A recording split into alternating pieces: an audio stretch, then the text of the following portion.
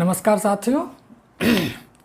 आज पुनः पहल के ऑनलाइन प्लेटफॉर्म पर भारतीय राज्य व्यवस्था की क्लास को आगे बढ़ाते हुए हम विगत वीडियो में 3 वीडियो हमने राष्ट्रपति के संदर्भ में बनाई और उन 3 वीडियो के बाद अब हम नेक्स्ट टॉपिक पर चर्चा करेंगे राष्ट्रपति के शक्तियों से संबंधित। हमने इसके पहले जब राष्ट्रपति के निर्वाचन को हम लोग देख चुके हैं, राष्ट्रपति के विशेषाधिकारों को हम लोग देख चुके हैं, राष्ट्रपति के ऊपर महाभियोग की प्रक्रिया को हम लोग समझ चुके हैं। अब हम आज बात करेंगे राष्ट्रपति की शक्तियों को लेकर। सबसे पहले आज राष्ट्रपति की शक्तियों का जब जिक्र करेंगे तो हम शुरू करेंगे आज राष्ट्रपति के कार्यपाल की शक्तियों को लेकर। अब हम राष्ट्रपति के कार्यपालिका शक्ति के संदर्भ में आज हम बात करेंगे। कोशिश मेरी है कि अलग अलग शक्तियों को अलग अलग पार्ट में, छोटे छोटे पार्ट में विस्तृत तरीके से समझा जा सके। आज हम जब राष्ट्रपति के कार्यपालिका शक्तियों की बात करेंगे तो हमें यह ध्यान रखना होगा कि आपको पता होगा कि हम लोग संसदीय शासन व्यवस्था को अपनाए हुए हैं। जो भारत में शासन व्यवस्था को अपनाया गया है वह पार्लियामेंट्री सिस्टम ऑफ गवर्नमेंट को अपनाया गया है। अर्थात we have parliamentary system of government, मतलब हम जो संसदीय शासन व्यवस्था को अपनाए हुए हैं उसमें हमने शुरुआत में देखा था कि वहाँ पर शक्तियों का केंद्र 2 जगह होता है। 2 जगह का आशय यह हुआ कि एक जगह सिर्फ नाम मात्र की या संवैधानिक शक्तियाँ एक व्यक्ति के पास होती है और दूसरे के पास उसी संवैधानिक शक्तियों का वास्तविक प्रयोग करने का पावर होता है, शक्ति होती है। धीरे धीरे इसको जब हम कंटिन्यू करेंगे, जब राष्ट्रपति के बाद हम प्रधानमंत्री पर आएंगे तो बात बिल्कुल स्पष्ट हो जाएगी आपको कि वास्तविक शक्तियों का पालन कौन करता है और संवैधानिक शक्तियों का जो जिक्र है संविधान में वह हमारे राष्ट्रपति के नाम से चलाई जाती है। सबसे पहले जब हम जिक्र करेंगे कि अनुच्छेद 53 जो है, अगर हम कहें अनुच्छेद 53 की बात करें, 53 की बात करें तो ये कहता है कि संघ सरकार की कार्यपालिका शक्ति राष्ट्रपति में निहित होगी। अर्थात कि संघ क्या मतलब क्या हुआ कि ये राष्ट्रपति हमारा जो संघीय ढांचे के अंतर्गत है, तो संघ की सारी शक्तियां जो हैं, कार्यपालिका जो शक्तियां हैं वो राष्ट्रपति में निहित होगी। अर्थात राष्ट्रपति के नाम से ही उसका संदर्भ होगा, चलाया जा सकेगा। और एक लाइन और उसमें लिखता है कि केवल निहित नहीं होगी बल्कि राष्ट्रपति अपने अधीनस्थ कर्मचारियों के माध्यम से, अधीनस्थ कर्मचारियों के सहयोग से उन शक्तियों का प्रयोग कर सकेगा। यह अनुच्छेद 53 बड़े साफ शब्दों में स्पष्ट रूप से यह बात हमें बताता है कि राष्ट्रपति के पास इस सारी शक्तियों का जो स्रोत है वो राष्ट्रपति है। सारी शक्तियां जो संविधान के द्वारा निहित है वो राष्ट्रपति को दी गई हैं। लेकिन फिर मैं वही बात कर रहा हूँ, दोहराऊँगा कि हम जो कि पार्लियामेंट्री सिस्टम में हैं तो पार्लियामेंट्री सिस्टम में राष्ट्रपति संवैधानिक प्रमुख होता है, संवैधानिक प्रधान होता है, जबकि अध्यक्षात्मक या प्रेसिडेंशियल सिस्टम में राष्ट्रपति ही संवैधानिक प्रमुख भी होता है और राष्ट्रपति ही उसकी शक्तियों का पूरा प्रयोग यानी वास्तविक शक्तियाँ भी राष्ट्रपति के हाथों में निहित होती हैं। हमारे भारत में, हमारे यहाँ जो संसदीय शासन व्यवस्था है उसमें इस दोनों शक्तियों की तुलनात्मक रूप से हमें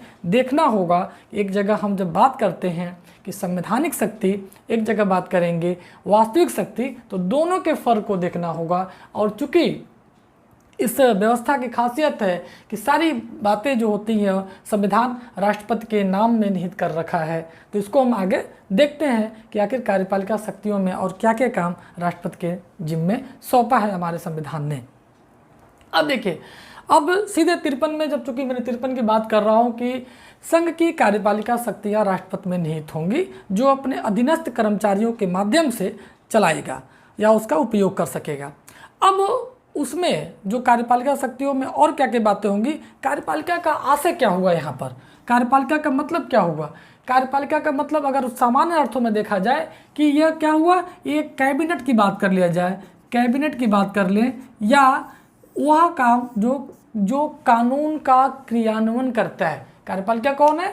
जो कानूनों का क्रियान्वयन करता है, कानून बनाने का काम कौन करता है? संसद करता है। इसके अगले अध्याय में जब मैं बात करूंगा राष्ट्रपति की अगली शक्ति की जब बात करूंगा, जब विधायी शक्तियों की बात करूंगा, तो वो सब बातों का पूरा विस्तृत चर्चा करूंगा।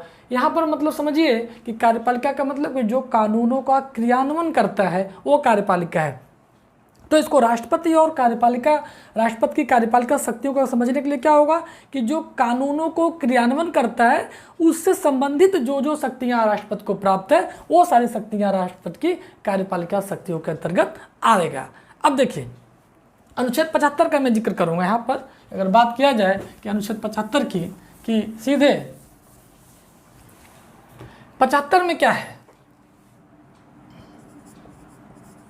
अनुच्छेद 75 की अगर हम बात करें तो अब देखेंगे आप इसमें कि 75 में साफ लिखा हुआ संविधान में कि लोकसभा की, इसमें लिखा हुआ कि राष्ट्रपति प्रधानमंत्री की नियुक्ति करेगा। अब प्रधानमंत्री की नियुक्ति कैसे करेगा? प्रधानमंत्री की नियुक्ति का से क्या हुआ? प्रधानमंत्री तो चुन कर आता है, तो नियुक्ति कैसे करेगा इसको समझते हैं। अब जब प्रधानमंत्री की नियुक्ति की बात है, यानी कि पीएम की नियुक्ति की बात कर रहा है, नियुक्ति की बात कर रहा है, तो इसका मतलब क्या हुआ कि क्या राष्ट्रपति किसी भी व्यक्ति को प्रधानमंत्री बना सकता है? क्या राष्ट्रपति ऐसे सामान्य व्यक्ति को प्रधानमंत्री बना सकता है? नहीं, बिल्कुल नहीं। राष्ट्रपति किसको प्रधानमंत्री नियुक्त करेगा? जो लोकसभा में बहुमत दल का नेता होगा, जो लोकसभा के अंदर जो सबसे बड़ा दल होगा या जो बहुमत दल होगा उसका जो नेता होगा उसको राष्ट्रपति प्रधानमंत्री नियुक्त करेगा। अब ये बहुमत दल का मतलब क्या हुआ? बहुमत का मतलब क्या हुआ? बहुमत का से क्या हुआ? अब आप देखेंगे कि संसद में जो संसद के 2 पार्ट हैं, संसद चूंकि 3 पार्ट से बना है, मैं जिक्र कर रहा हूँ अभी इसका, विधायी शक्तियों में पूरा विस्तृत ब्यौरा दूंगा इसका। संसद में एक तो आपका राज्यसभा है, दूसरा है लोकसभा। अब जो लोकसभा है, लोकसभा में 545 टोटल मेंबर होते हैं और 545 में चूंकि 2 मेंबर ऐसे थे जो एंग्लो इंडियन थे और एंग्लो इंडियन को राष्ट्रपति मनोनीत करता है, इसलिए इनकी गिनती नहीं होती है। यानी 543 मेंबर में 272 मेंबर जिसके पास होंगे वही दल बहुमत दल कहलाएगा। वह दल जो होगा वो बहुमत दल कहलाएगा और 272 जो जादुई आंकड़ा को टच करेगा जो दल या जो पार्टी, वही पार्टी की सरकार बनेगी। उस पार्टी के नेता को, बहुमत दल के नेता को राष्ट्रपति प्रधानमंत्री नियुक्त करता है। तो यह ध्यान रखिएगा। यहीं पर एक चीज़ और है कि अगर राष्ट्रपति, यहाँ पर राष्ट्रपति की स्वविवेक शक्तियाँ एक आ जाती हैं। आखिर स्वविवेक शक्तियाँ क्या होती हैं? स्वविवेक शक्तियों का आशय हुआ कि राष्ट्रपति अपने मन से कुछ शक्तियों का, ऐसी शक्तियाँ जो अपने विवेक के कारण यूज करता है। मान लीजिए कि किसी भी दल को 272 का आंकड़ा प्राप्त नहीं हुआ, उस कंडीशन में राष्ट्रपति किन्हें प्रधानमंत्री नियुक्त करेगा? तो राष्ट्रपति अगर अपने आप में संज्ञान ले लेता है कि 272 या किसी पार्टी के नेता टोटल सदस्य संख्या हो या कोई गठबंधन की संख्या हो, राष्ट्रपति को आभास हो जाता है कि यह गठबंधन 272 के जादुई आंकड़े को छू सकता है, तो राष्ट्रपति उस गठबंधन के नेता को प्रधानमंत्री नियुक्त कर सकता है या करता है। लेकिन सबसे सामान्य धारणा समझिएगा कि जो संसद के अंदर, जो लोकसभा के अंदर जो बहुमत दल होगा, उस बहुमत दल के नेता को ही राष्ट्रपति प्रधानमंत्री नियुक्त कर सकेगा। यह हमें यहाँ पर ध्यान रखना होगा। अब हम नेक्स्ट इसी में बात करते हैं, अनुच्छेद 77 की बात करते हैं। अब जो कार्यपालिका शक्तियाँ इसकी हैं, ये कार्यपालिका शक्तियों में पहला चीज़ क्या हो गया कि प्रधानमंत्री की नियुक्ति करेगा, और प्रधानमंत्री की नियुक्ति ही नहीं करेगा बल्कि साथ में प्रधानमंत्री के परामर्श से, प्रधानमंत्री की सलाह से अन्य मंत्रियों की भी नियुक्ति करेगा, अन्य मंत्रियों की भी नियुक्ति करेगा। ये भी काम राष्ट्रपति का है जो कार्यपालिका शक्ति के अंतर्गत आता है। अनुच्छेद 77 की बात करते हैं यहाँ पर, और केवल प्रधानमंत्री की नियुक्ति के साथ साथ में वह प्रधानमंत्री को शपथ भी दिलवाता है।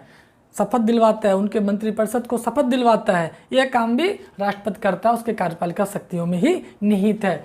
अनुच्छेद 77 में हमें 2-3 बातों का ध्यान रखना होगा। क्या रखना होगा कि चूंकि 77 में भी लिखा हुआ है साफ साफ कि संघ के सारे काम, संघ की सारी शक्ति राष्ट्रपति के नाम से प्रयोग की जाएंगी। अब क्या होगा कि जब संघ की सारी शक्ति राष्ट्रपति के नाम से प्रयोग की जाएंगी तो जो, देखिए इसको समझते हैं, इसको 77 में भी यही बात लिखा है कि संघ की सारी शक्ति राष्ट्रपति के नाम से प्रयोग की जाएगी।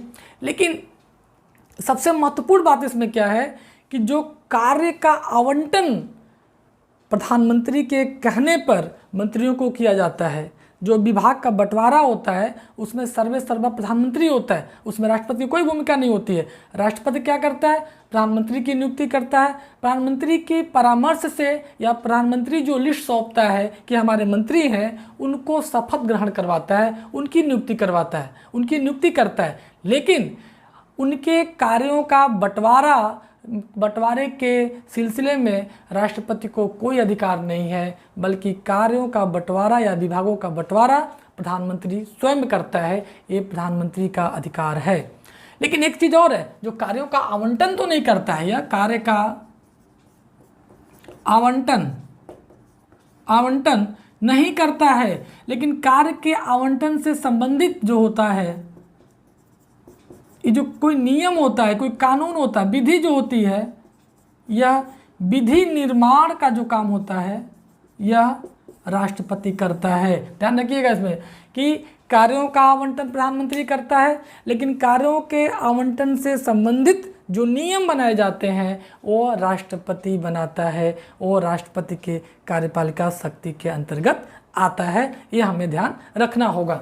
अनुच्छेद 78 की बात करते हैं, और अनुच्छेद 78 में क्या चीज़ें हैं, इसकी कार्यपालिका शक्तियाँ जो हैं या उन शक्तियों को कहा जाता है जो शक्तियाँ कानूनों का क्रियान्वयन करती हैं, जो कानूनों को लागू करने का काम करती हैं। ये हमें यहाँ पर ध्यान रखना होगा। 78 में कहता है कि 78 बड़ा इम्पोर्टेंट है। अगर 78 को अगर आप ध्यान रखें तो देखेंगे इसको कि यह बहुत इम्पोर्टेंट किस लिए है कि इसमें राष्ट्रपति क्या करता है, इसमें कि प्रधानमंत्री से शासन की जानकारी प्राप्त कर सकता है या उनसे कह सकता है कि अपने शासन, पूरी जो शासन चलाई जा रही है उसकी जानकारी आप हमें समय समय पर देते रहें।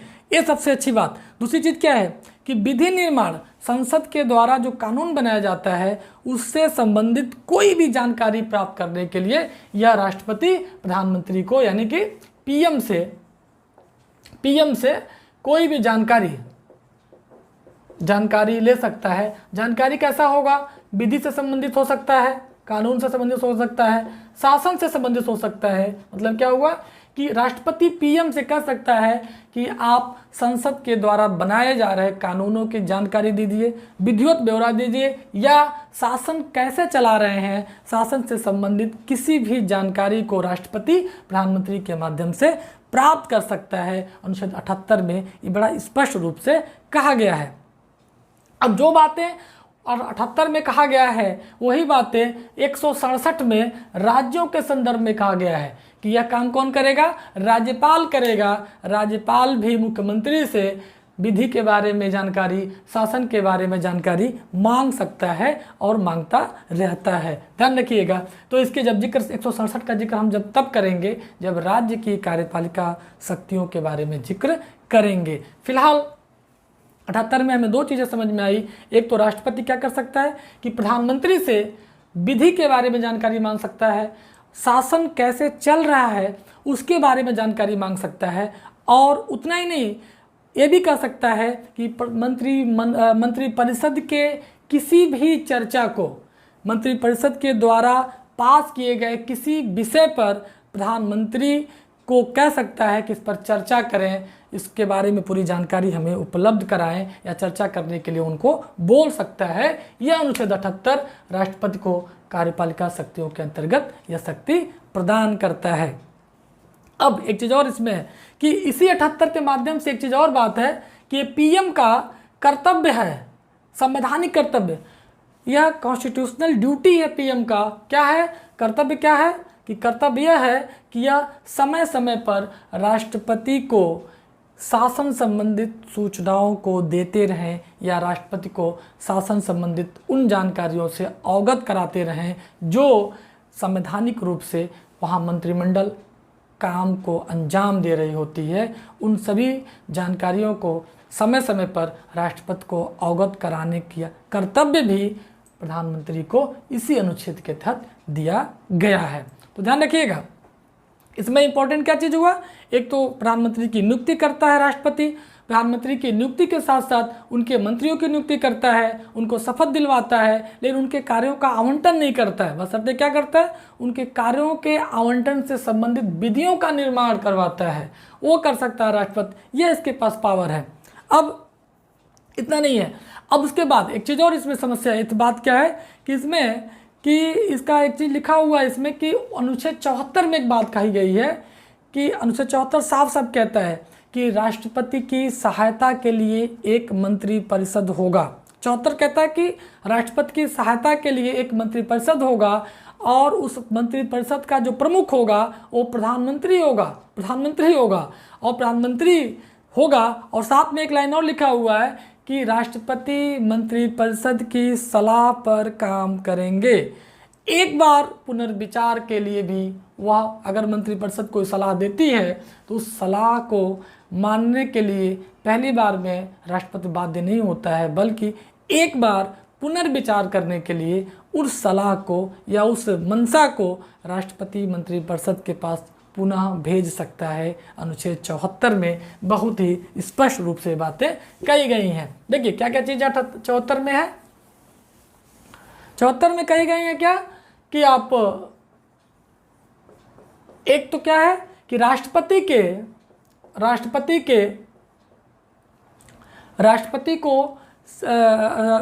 कार्यों के लिए, राष्ट्रपति की सहायता के लिए कौन होगा, मंत्रिपरिषद होगा। और इतना नहीं होगा, इस मंत्रिपरिषद का जो हेड होगा कौन होगा, ये पीएम होगा।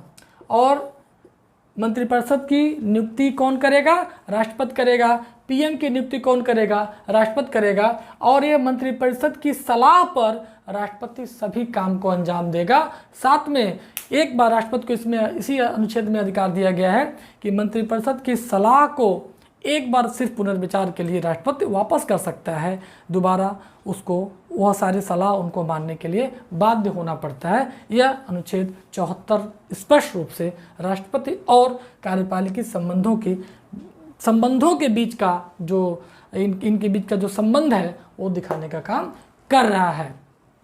अब इस पर हम बात करेंगे एक और कि और क्या कर सकता है, क्योंकि यहाँ पे मैंने इसी में कहा कि मंत्रिपरिषद की सलाह पर सारा काम राष्ट्रपति करेगा। तब क्या करेगा कि राष्ट्रपति को एक काम और है इसमें कि अटॉर्नी जनरल क्या होता है, अटॉर्नी जनरल क्या होता है, महान्यायवादी इसको कहते हैं हम।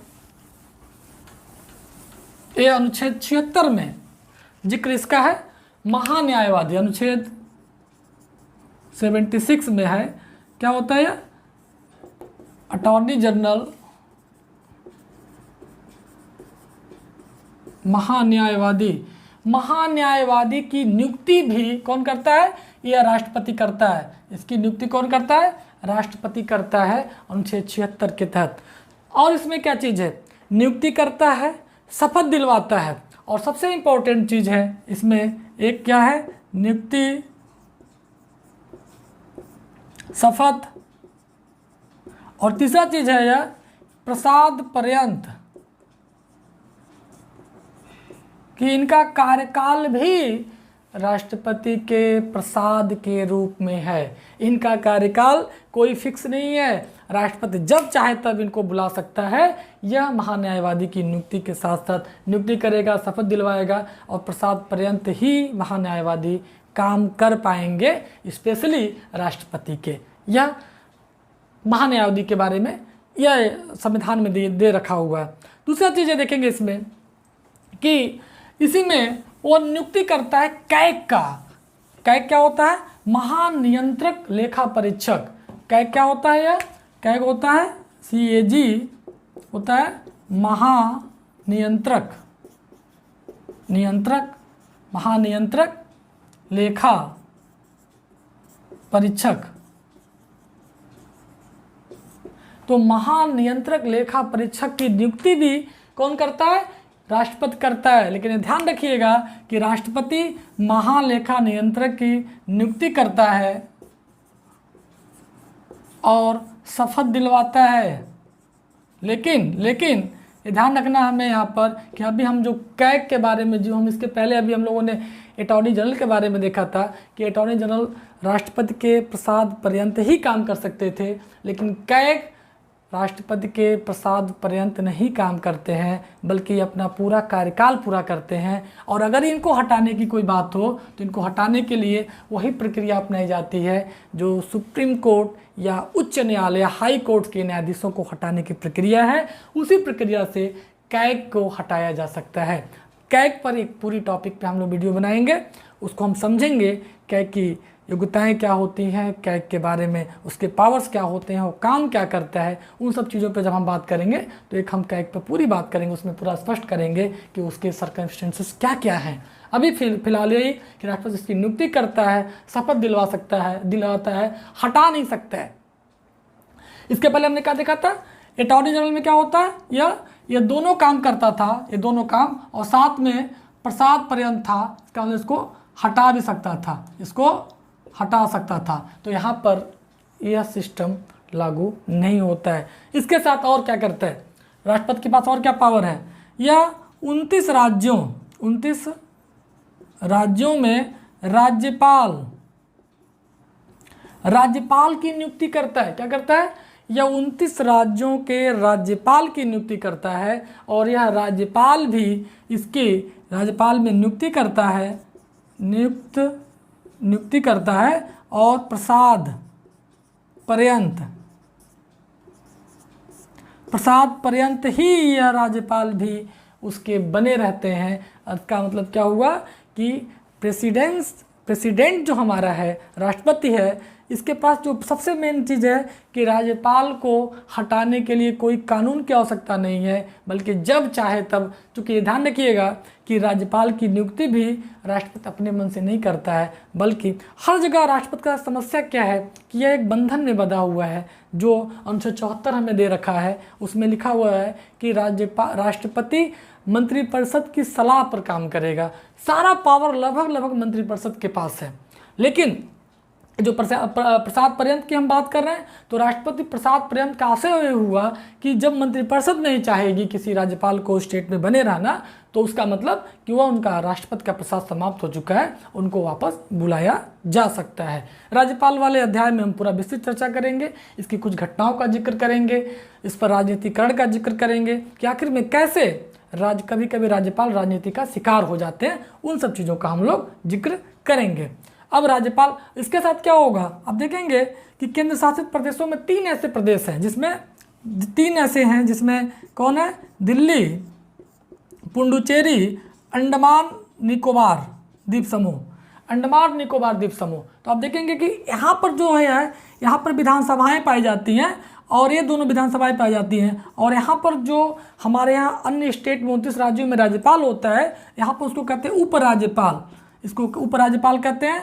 और इतना ही नहीं, इसको एलजी बोला जाता है। एलजी का मतलब लेफ्टिनेंट गवर्नर, उपराज्यपाल। तो ये जो एलजी साहब होते हैं, जैसे अभी दिल्ली में आप सुनते होंगे एलजी साहब मुख्यमंत्री में लड़ाई, तो इस तरह की बातें जो होती हैं, तो ये 3 एलजी की जो नियुक्ति होता है वो भी राष्ट्रपति महोदय करते हैं। किसके? मंत्रिपरिषद की सलाह से। उसके साथ में जो 4, चूँकि 7 केंद्र शासित प्रदेश हमारे यहाँ, 4 जो और भी प्रदेश हैं जो केंद्र शासित प्रदेश, जो केंद्र के सीधे अधीन है, शासन चलाया जाता है, वहाँ पर ये उपराज्यपाल नहीं बल्कि प्रशासक होते हैं। उसको क्या कहते हैं? प्रशासक। उसको हम कहते हैं प्रशासक।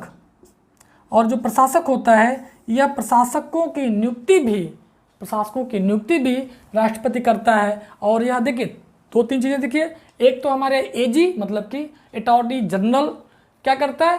यह राष्ट्रपति के प्रसाद पर्यंत ही काम कर सकता है। दूसरा चीज़ हमारे यहाँ क्या है कि 29 राज्यों के राज्यपाल, 3 केंद्र शासित प्रदेशों के उपराज्यपाल, 4 प्रशासक नियुक्त करता है, और ये सारे राष्ट्रपति के प्रसाद पर्यंत ही काम कर सकते हैं। अन्यथा वह काम नहीं कर सकते हैं। हमने देखा कैग के बारे में जब जिक्र किया तो कैग को नियुक्त करता है, शपथ दिलवाता है, लेकिन कैग को राष्ट्रपति हटा नहीं सकता है, क्योंकि कैग को हटाने में वो प्रक्रिया लागू होती है, उसको भी हम इम्पीचमेंट के अंतर्गत रखते हैं, लेकिन वह इम्पीचमेंट राष्ट्रपति के इम्पीचमेंट से अलग हो जाता है। इसके बारे में जब हम चर्चा करेंगे तो उन सारे बिंदुओं पर हम पूरी गहनता से उस पर बात करेंगे। तो हम एक चीज़ देख पा रहे हैं, इसके साथ में और क्या करता है और कार्यपालिक शक्तियों में क्या है।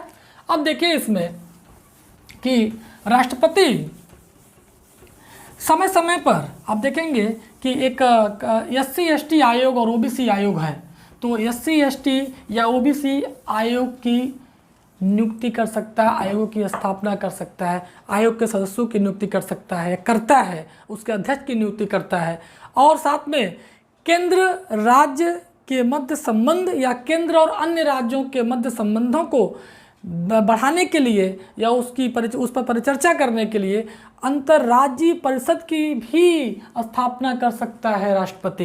अंतर्राज्यीय परिषद की स्थापना कर सकता है। अंतर्राज्यीय परिषद के जब स्थापना करेगा तो उसके अध्यक्ष, उसके मेंबर्स, उन सब की नियुक्ति राष्ट्रपति ही करेगा, ध्यान रखिएगा। सबसे और एक इम्पॉर्टेंट फैक्ट इसमें और है कि राष्ट्रपति किसी भी क्षेत्र को, भारत के किसी भी क्षेत्र को अनुसूचित क्षेत्र घोषित कर सकता है, क्योंकि आपको पता है कि अनुसूचित क्षेत्र जो होता है उस पर पूरी तरह राष्ट्रपति का शासन चलता है, उस पर कोई गवर्नमेंट लोकल फॉर्म में नहीं काम करती है, बल्कि राष्ट्रपति शासन करता है। तो किसी भी भारत के क्षेत्र को वह अनुसूचित क्षेत्र घोषित कर सकता है और उसका पूरा प्रशासन अपने अधीन ले सकता है। अब आप चूँकि कार्यपालिका शक्तियाँ के बारे में हम बात कर रहे थे, नियुक्तियां और भी बहुत करता है, लेकिन उन नियुक्तियां जैसे सेना के कमांडरों की नियुक्ति करता है, उच्चतम न्यायालय के न्यायाधीशों की नियुक्ति करता है। तो जब वो सब बातें हम उसके न्यायिक अधिकार में बात करेंगे, न्यायिक अधिकारों में जिक्र करेंगे उसका सामान्य और एक अलग तरह के अधिकार की जब बात करेंगे, उसमें हम जब सैन्य अधिकारों की बात करेंगे तो उन सैन्य के अधिकारों में कमांडर इन चीफ जो कहलाता है राष्ट्रपति, उन सब बातों की हम चर्चा करेंगे अगले वाले इसके वीडियो में। तो ध्यान रखिए कि राष्ट्रपति की कार्यपालिका शक्तियाँ बहुत ही विस्तृत रूप से संविधान में दी गई हैं। हालांकि ये जो शक्तियाँ हैं उसका वास्तविक रूप से उपयोग जो करता है वो भारत का प्रधानमंत्री करता है, लेकिन कुछ भी हो, संविधान ने प्रथम नागरिक होने के कारण राष्ट्रपति को सारी शक्तियाँ सौंप रखे हैं, यह हमें ध्यान में रखना होगा।